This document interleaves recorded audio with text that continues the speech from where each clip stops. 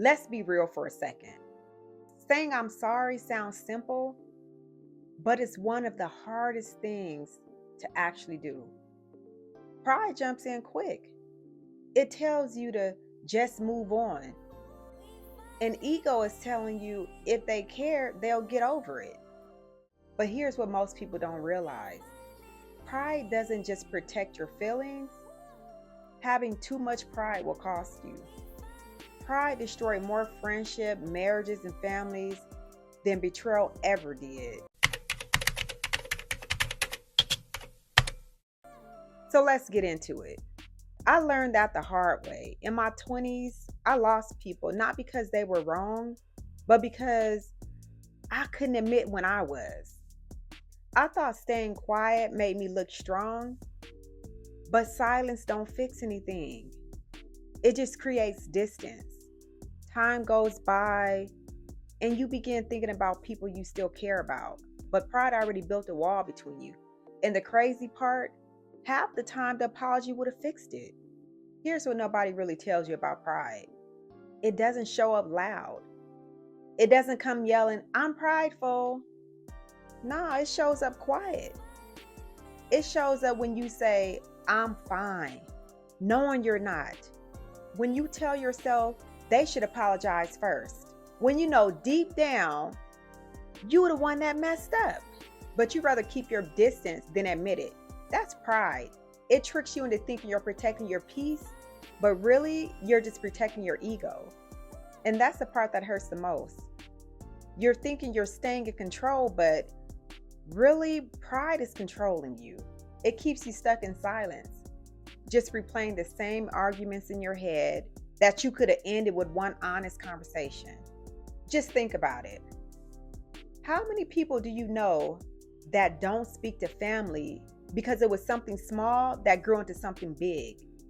It could have been a misunderstanding or a sharp word in a moment of heat. And because nobody said I'm sorry, years passed. Now you got cousins who don't know each other, siblings who barely speak, parents and kids living like strangers. And the crazy part is that single apology could have changed the entire situation. We treat forgiveness like it makes us weak, like admitting your faults put us beneath others. But forgiveness will lift you because when you own your mistakes, you take back control. Healing comes when you let humility break that cycle pride built. We need to start asking for forgiveness, and it doesn't mean the other person will accept it, but that's their choice. But it'll free you.